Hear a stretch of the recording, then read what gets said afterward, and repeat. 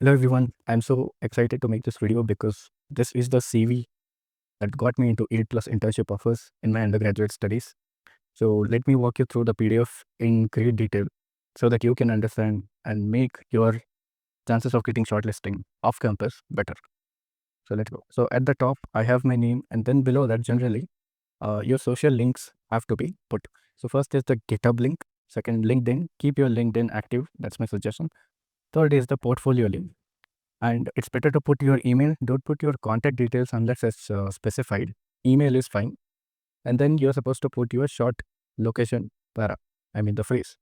So below that, you'll put your education, the college you're currently studying in. CGPA is optional. If you have a good CGPA, just put it. Or if it's mandated, you'll put your pre-university college name. And then below that, the school name.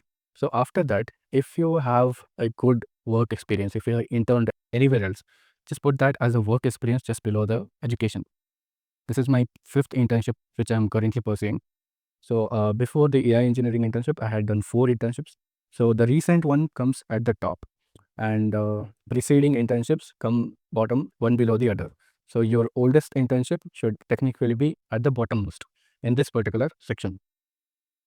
Then you'll put 2 to 3 bullet points for each of the experience. Generally better to follow STAR. So STAR stands for situation, task, action, result. So you have to compile in this structure. I had worked on a Android software. I have put it as Pupil N. So it's a software as a medical device Android solution that is used to diagnose optic neuropathies. So here I've put first the goal, and then it works with a specialized hardware camera. What does it work with? What are the dependencies? So it works over USB. So it's better to specify the protocol if you're used in your project. And then achieving clinical grade accuracy matching research benchmarks. So what does it achieve? What is it impact? What it is the particular project is aligned with is very important to summarize in your CV. So next you will put, and generally in the second bullet point, you will specify the contributions that you have done. So here I had architected a modular Kotlin code base, and I had migrated C++, Java code into Kotlin. Still maintained it to be highly performant system. I had integrated a specialized hardware, used USB UVC protocols, and the latency was very minimal. Uh, what it used to do is it used to do continuous image capture. So how is it helpful? It is helpful in replacing subjective manual assessments in ICU and emergency setting.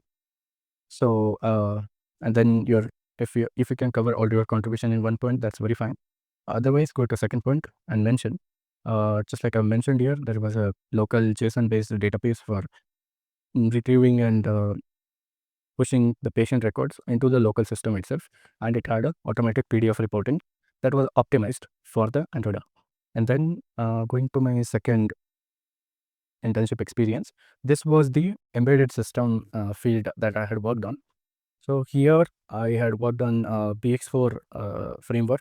Here I had carried out mainly 2 main works. One is shortlisting a better board for CAN trans receiving, and the second one is the BX4 framework for the ARC GPS board. ARC GPS, you can Google it up. It's up to you if you're interested in hardware. So I had used the drone CAN protocol for this particular experience. This was for the duration of around 2 months. So, and then comes the research internship. If you have pursued any academic internships, so I had done for computational biology. So my project was role of fasting in epithelial to mesenchymal transition. You can Google it up. Epithelial to mesenchymal transition is generally called EMR. So EMR relates to cancer metastasis again. So if you don't know, it's okay. Here I had mostly carried out the data analysis part and in the field of computational biology. So it was about, again, in team of 4, it signifies that you have a collaborative mindset. Then what did you do? What was the situation? I did a reconstruction of context-specific metabolic models. Okay, this is situation and the task. So to what? To investigate inhibitory effects of fasting on EMT. And how did I do that? By finding alteration in metabolic pathways. In what condition? under fasting constraints using open source Coda and Python. So the challenge here was MATLAB has generally has monopoly when it comes to constraint-based reconstruction of these regulatory networks.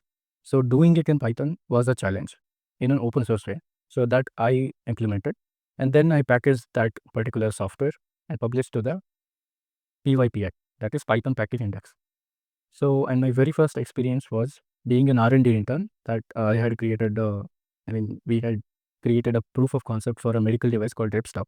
So, what was that particular device about? It was about precise regulation of gravity IV infusion. So, basically, the device uses gravity to infuse the IV fluids into the patient. What does it do? It raises low nurse to patient ratio. That's the goal here. So, it addresses manual errors. That's what the product is about. The proof of concept is about in flow control and volume control. So automated flow race management and alarms to prevent complicated like blood backflow. So here I had designed the firmware for using micro.1, and I had implemented a control system there. I've written custom libraries for temperature monitoring control, and it used to alarm. So it's an embedded system that can alarm you in different intervals. Sensor calibration code, finite state machine, and noise filtering for the sensors that are used there. So what else? User-friendly interface. So there was LCD screen, and that is used as a HMI for the patient. So what else did we do? Comprehensive data logging functionalities for infusion tracking. So next comes your projects. Projects are really important part of the CV. So put your best projects at the beginning and the not so best project at the end. So my best project was this one because it had high impact and we had got a grant of 15 lakh for it. And I had also mentioned the project reference for this. So this is a link that is clickable, and it's better to put the date also.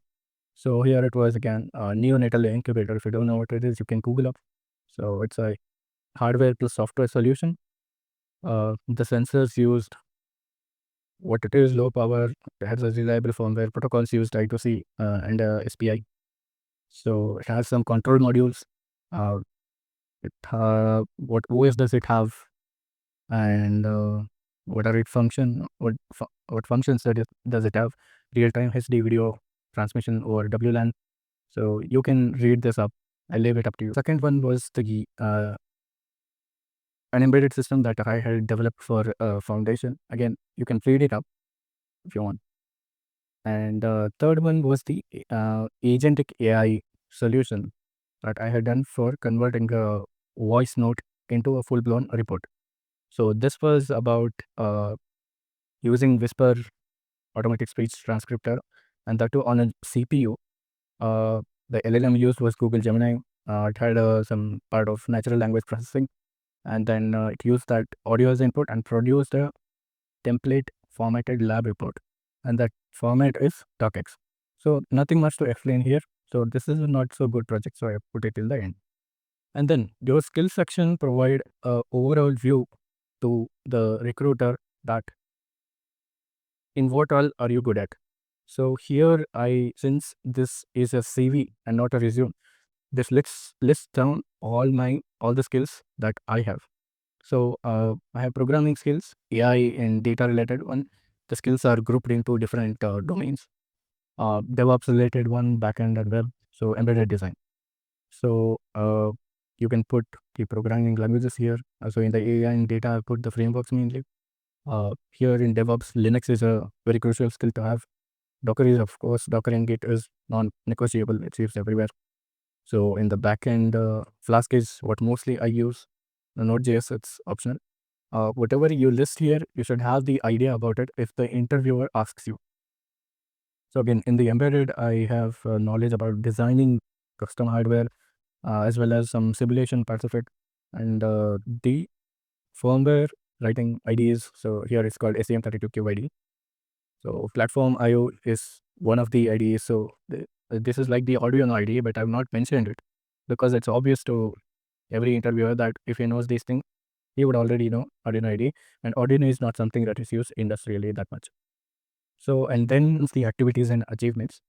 So here it's better to put one bullet point, and then below that what exactly it was or who conducted it, uh, whether you got first stage or second place or third place, whatever. So I have put mainly the achievements that I had won. So this doesn't necessarily mean you have to put the latest one at the top and the old one at the bottom. Put it according to which is your which would you like to be asked about in the interview. Put that at the top, and then which is not so good, you can put it at the bottom, which you don't enjoy talking about. So here I had one young scientist competition in my particular state. It was conducted by Karnataka Vidyan Parishad. And then comes Securatan. I had participated with a friend and we coordinated, and I did the PPT and he did the mainly technical work. So it was a good experience overall.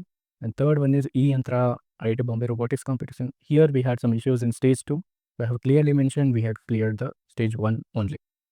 And then I had recently participated in a Med Revolution competition. There I got the third place. And what it was, the International Level Annual Technical Symposium, Phase Shift 2024. The Phase Shift is a annual technical fest of DMS College of Engineering. So that's what I got it. And then I had put some inter-school science competition. Mainly two major. I had more than that, but two is what I put because I got first place in that. So at the very bottom is what I'd recommend you to put the certificates. So this is because earlier interviewers used to say certificates of very value, but these days they see your skills. They give your skills the highest priority. So put the best certification you have at the top, and then followed by not so good at the bottom. So I have put electronic system design. Here I had got silver medal, and it's better to put them as a hyperlink. So, and then followed by machine learning, and then ARM Cortex 101 and 102. So this was my particular walkthrough of my own CV that helped me crack multiple offers.